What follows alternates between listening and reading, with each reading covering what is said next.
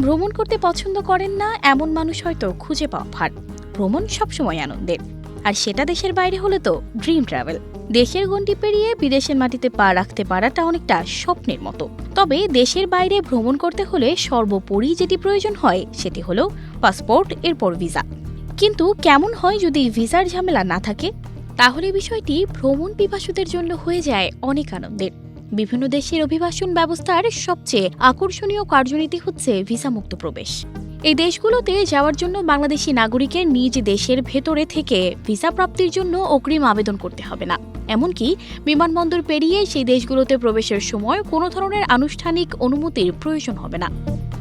ভুটান সুখের রাজ্য হিসেবে পরিচিত ভুটান। শান্ত নিরিবিলি পাহাড় ও জঙ্গলে ঘেরা ভুটানের সরল জীবনযাত্রাই পর্যটকদের প্রধান আকর্ষণ।